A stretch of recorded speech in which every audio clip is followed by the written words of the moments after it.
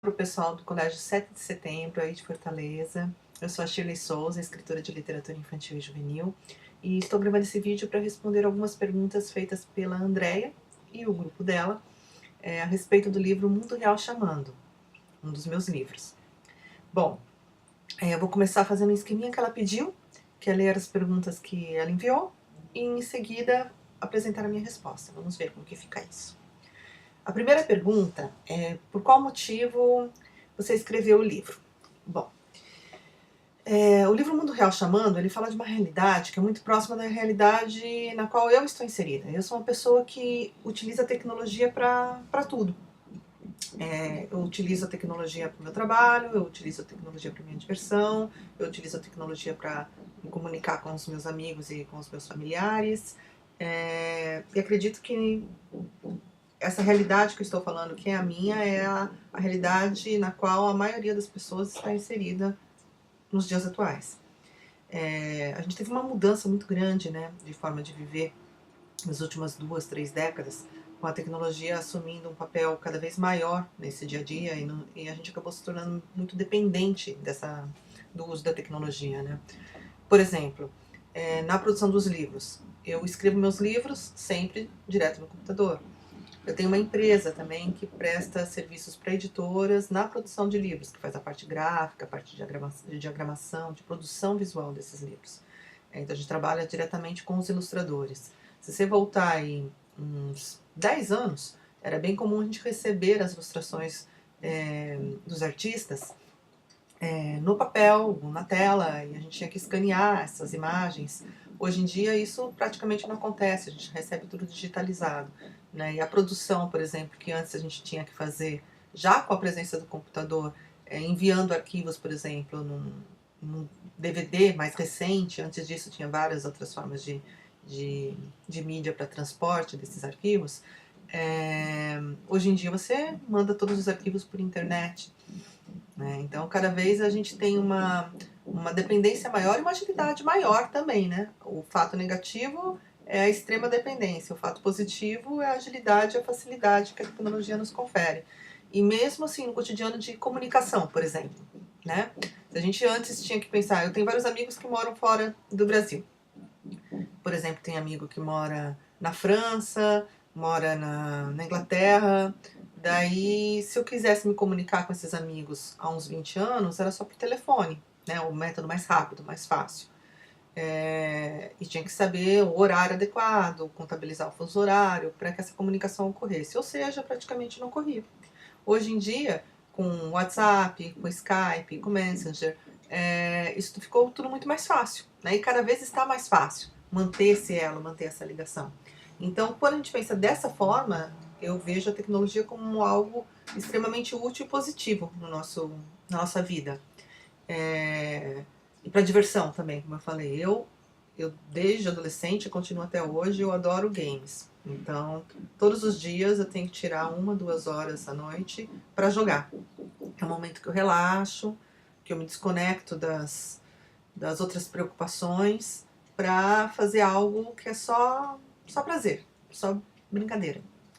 Então ele também está presente nesse momento de lazer. Ou, por exemplo, quando eu leio um livro digital, né, no meu iPad, ou no tablet, ou no celular, esse momento também é um momento de lazer que a tecnologia se faz presente. Só que eu sempre fiz questão de manter o meu vamos dizer, se eu tenho um pé totalmente fincado na tecnologia, no mundo virtual, o outro pé fica sempre bem fincado no mundo real. De que forma? Eu não deixo de ver meus amigos pessoalmente, eu não deixo de estar com a minha família pessoalmente, eu não deixo de ter alguns momentos no ano em que eu gosto de fazer um retiro que eu simplesmente me desconecto 100%. Eu não deixo o celular ligado, não me conecto na internet, nada disso. E gosto de ir para alguma pousada, uma fazenda, fazer trilhas, tomar meus banhos de cachoeira. Então eu reservo alguns momentos ao longo do ano para ter esse instante de ficar desplugada, né? Então essa é a minha forma de ser. Frente a essa minha forma de ser e observando o meu redor, que eu acho que todo escritor é um grande observador do mundo, eu comecei a refletir sobre essa presença cada vez mais massiva da tecnologia no nosso dia a dia. E como isso tende a ser cada vez ainda maior. A gente ainda não consegue vislumbrar até onde isso vai chegar, né? E observar também quando esse uso massivo se torna problemático, que é quando, na minha forma de ver, é quando a gente se desconecta dessa realidade, quando a gente deixa de viver o real e passa a concentrar a vida mais no virtual, quando a gente não constrói essa harmonia entre o real e o virtual, né? Então, pense, né, dessas reflexões veio a ideia de eu escrever o livro. Acho que eu respondi. Se eu não respondi direito, depois vocês me cobram e complementam. Vamos lá. A segunda pergunta é: o que te levou a fazer livros? Bem, eu não fui uma pessoa assim que sempre sonhei ser escritora. Não, minha realidade foi bem diferente disso.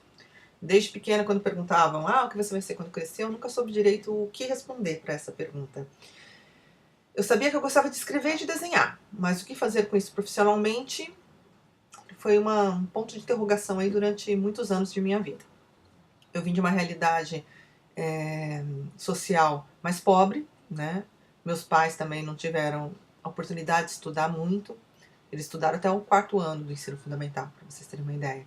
Então, o livro não era uma coisa que estava muito presente na minha realidade. Mesmo assim, eu era uma criança muito curiosa, com vontade de aprender a ler, com vontade de conhecer tudo o que estava escrito, tudo que os outros contavam, de tradição oral também. E essa curiosidade contou com um apoio muito especial, que foi um apoio dos meus professores. Então, se você pegar vários dos meus livros, eu já escrevi 45 livros, publiquei já, 45 livros. Desses 45 livros, vários deles são dedicados a professores meus. Na dedicatória eu cito alguns deles, que foram pessoas especiais que me alimentaram de livros durante a minha infância e incentivaram esse gosto meu pela leitura. Até aí, a minha relação com o livro era apenas de leitora mesmo. E eu nunca tive a oportunidade de conhecer um escritor ou um ilustrador para saber que isso era uma profissão viável, um sonho para o futuro, né, possível. Então eu cresci muito preocupada a seguir aquela linha de pensamento da família, que eu tinha que ter uma profissão que fosse adequada para a minha sobrevivência, para o meu sustento. E fui buscando caminhos ao longo da minha vida onde eu pudesse escrever e desenhar e isso garantisse uma profissão, né? Isso correspondesse a uma realidade profissional adequada. Então, primeiro, eu fui fazer uma faculdade de publicidade e propaganda, trabalhei como publicitária durante alguns anos. Durante um período gostei, depois passei a desgostar, aquilo não me alimentava mais, não me gerava uma oportunidade de criar da forma que eu sentia a necessidade. Fui professora de ensino médio durante 4 anos. Trabalhei em editoras, que foi o período que eu comecei a ver como o livro era produzido, quais eram os profissionais, diferentes talentos que trabalhavam para que o livro acontecesse, que ele se tornasse de um texto escrito em um livro, né? Comecei a conhecer os escritores, os ilustradores, os trabalhos que eles faziam. Trabalhei também um tempo como ghostwriter, escrevendo. Ghostwriter é escritor fantasma, é alguém que escreve os textos e vende esses textos. Então não é publicado com o nome do escritor, de quem escreveu, é publicado com o nome de quem pagou por esses textos. Então eu trabalhei um tempão como isso e trabalhei como ilustradora também. Então fui mudando de profissão ao longo dos anos e experimentando para tentar descobrir o que eu realmente queria ser. E isso só aconteceu em 2005. Em 2005, uma grande amiga, a Carmen, que foi com quem eu comecei a trabalhar no mercado editorial, eu comecei a trabalhar como estagiária da Carmen numa editora que existia aqui em São Paulo, que era bem grande, que era a Ática. A Carmen me chamou se eu não queria começar a criar coleções infantis e juvenis junto com ela, para uma nova editora que estava surgindo aqui em São Paulo. Eu aceitei o convite, a gente experimentou criar e ali também eu tive a oportunidade de tentar escrever os meus primeiros livros. E daí, em 2005, nessa atividade de experimentação, eu escrevi 5 livros de uma vez. 4 infantis e um juvenil. E ali foi uma grande descoberta para mim. Foi como se tudo que eu fizesse, tudo que eu tinha feito ao longo da minha vida, fizesse sentido naquele momento. Foi ali que eu descobri o que eu queria ser quando crescesse.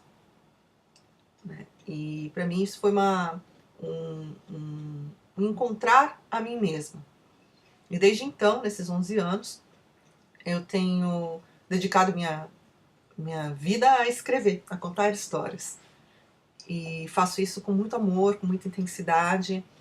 E realmente é isso o que eu vim fazer nessa vida, tenho certeza disso. Hoje em dia eu tenho certeza disso. Então, a descoberta de que eu seria uma escritora foi por meio de experimentações. E talvez se não tivesse ocorrido esse convite, até hoje eu estaria aí buscando, né? Qual que seria a minha profissão ideal. Mas, graças a ter acontecido essa oportunidade, eu descobri que o meu caminho é escrever livros. Bom, a terceira pergunta é: quando você lançou o seu primeiro livro? Gostou do resultado? Eu lancei, então, como eu falei, em 2005. Na verdade, eles nasceram 4 livros infantis de uma vez e um juvenil, então foi um lançamento bem grande. Eu adorei o resultado, tanto que eu falo até hoje que cada vez que vem um livro novo, eu falo que o livro nasceu, é como se fosse um filho, né? É algo muito precioso para mim, né? E muito comemorado, celebro muito cada vez que um filhinho novo nasce. E esses livros, os primeiros acho que tiveram um sabor especial por essa questão da descoberta, né? Que é uma descoberta do meu caminho. Parei com aquela coisa de buscar o que me satisfazia profissionalmente, né? E encontrei. Então isso não tem preço. A quarta pergunta é: teve alguma dificuldade? Teve ajuda de familiares? Ó, mudar nunca é fácil, né? Ainda mais, como eu falei, eu ia mudando praticamente a cada 4 anos, por aí, eu tinha uma grande mudança profissional por não estar satisfeita com aquilo que eu estava fazendo. E como eu falei antes também, eu vim de uma realidade onde a gente buscava uma profissão a seguir que garantisse um sustento, um futuro mais estável, né? Então, o meu perfil não era muito adequado a essa realidade, né? Então, não foi muito fácil, não. Acho que nenhuma das minhas mudanças foi fácil. E mudar nunca é fácil, né? Independente de qual carreira, qual profissão a gente esteja falando. Mas eu acho que o não ser fácil é muito pelo medo, né? Pelo medo. O medo, tudo que é novo, tudo que é desconhecido traz medo. Se a gente pensar, a família da gente, ela quer o melhor pra gente. Ela quer que a gente fique bem, que a gente se encontre, mas ela teme pela gente quando a gente se arrisca, né? Então acho que vem daí o atrito, como você disse, o apoio ou falta do apoio, né? E também não é muito fácil para quem quer mudar, porque quem quer mudar acaba contrariando as expectativas dessas pessoas que nos amam, né? Cada vez que a gente fala assim: ah, eu tô indo bem, tô numa empresa legal, tô numa posição legal, tô ganhando bem, mas não é isso que eu quero, vou mudar, né? Isso causa uma ansiedade, uma dor, um desconforto ao redor, e a gente tem que lidar com nossa ansiedade e dos familiares também. Então não é um caminho fácil. Mas depois que a coisa começou a andar, né, principalmente em 2008 já, então eu comecei em 2005, daí em 2008 eu ganhei 2 prêmios literários bem legais. Eu ganhei o Jabuti, que é o maior prêmio da literatura nacional que a gente tem aqui no Brasil, né? Com o livro Caminho das Pedras, e ganhei um prêmio na Argentina, com o livro Rotina Nada Normal de uma Adolescente em Crise. Esse livro foi publicado em espanhol primeiro, antes de sair em português, é comercializado na América Latina toda. E daí quando vieram esses 2 prêmios, eu interpretei como sendo um sinal de que eu estava no caminho certo. E as pessoas ao meu redor, né, os meus pais, por exemplo, meus familiares, eles começaram a ver que aquele caminho que eu escolhi era possível, né? E a partir dali, eu acho que todo mundo passou a sonhar junto e me acompanhar. Hoje em dia eles apoiam demais, curtem bastante, né? Eu percebo que tem um carinho especial em falar que tem uma escritora na família. Então é um momento diferente do que eu vivo hoje. Mas, volto a dizer, qualquer mudança é desafiante, né? E a quinta e última pergunta é: agora, que dica você dá para a pessoa que vive mais virtualmente ligado a eletrônicos? Bom, tem um exemplo que eu sempre dou quando eu vou em escola conversar com os leitores, que eu acho que todo mundo entende de uma forma muito forte, muito direta. Vamos pensar assim: se a gente chega na escola e senta ao lado daquele amigo querido nosso, só de olhar para ele, sem que ele diga nada, só de olhar para ele, de observá-lo, de ver os olhos dele, a gente sabe dizer se esse amigo está bem, se não está, se aconteceu alguma coisa com ele, se a gente precisa chamar esse amigo para uma conversa. Não é assim? A gente sabe, a gente sente, a gente percebe o que está acontecendo com essa pessoa. No mundo virtual, isso se perde, isso se dilui. Por quê? Esse mesmo amigo, a gente pode estar conversando pelo WhatsApp, por exemplo, e daí a gente pergunta para esse amigo, por exemplo, e aí, tá tudo bem? E pode estar acontecendo uma caca na casa desse amigo, e ele manda, ah, sim, tá tudo bem, uma carinha sorrindo, e fica por aí. Se ele não quiser contar o que acontece, a real da situação, ele não vai contar, né? E isso a gente pode aplicar para qualquer outra situação. A realidade, entre aspas, aí, do mundo virtual é algo que nós criamos, que nós moldamos. E por isso mesmo ela pode ser bem distante da realidade, né? Então a gente tem que tomar muito cuidado com isso. E quanto mais a gente se distancia do mundo real, mais difícil fica perceber isso, esses limites, né? Do que de fato é real. Então não dá pra gente viver só no virtual. A gente, pelo menos não no mundo que a gente conhece agora, não nessa concepção de mundo que a gente está inserido hoje.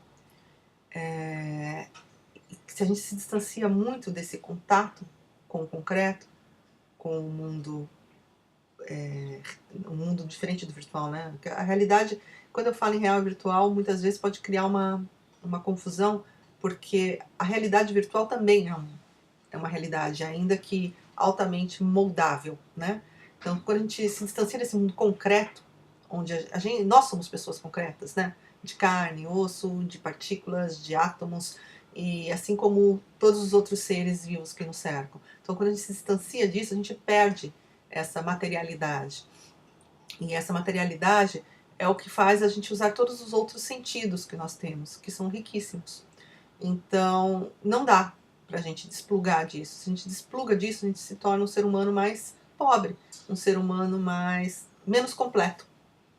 Então, o recado que eu dou é: o mundo virtual é importante sim, e considero que hoje não dá pra gente apagar essa realidade, deletá-la e falar, vou ficar 100% desconectado. A gente está perdendo uma parte do mundo se a gente fizer isso.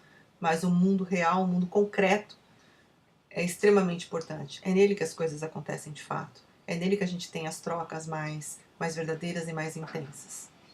E que nos formam enquanto seres humanos. Nos formam enquanto o caráter que nós temos, a personalidade, os nossos sentimentos. Para isso a gente precisa sim estar inserido no mundo real. Então a dica que eu dou é, vamos buscar o equilíbrio, né? Nada que é demais é bom, né? Mas o equilíbrio, o caminho do meio, é o que pode nos tornar pessoas melhores. Bom, espero ter respondido bem. Andréia, depois você me dá um retorno do que você achou. E para todo mundo eu deixo um convite para conhecer meus outros livros, visitando meu site, que é o shirleysouza.com. Facinho, lá tem um canal direto que vocês podem clicar para se comunicar comigo pelo Facebook. E se quiserem mandar mais perguntas, podem mandar, mas eu respondo por escrito, que é mais ágil para mim do que gravar o vídeo. E é isso. Espero que vocês tenham gostado do livro e que a gente se encontre por aí para trocar ideia, nem que seja no mundo virtual, que está aí para facilitar isso, não é? Então, um beijão e até a próxima.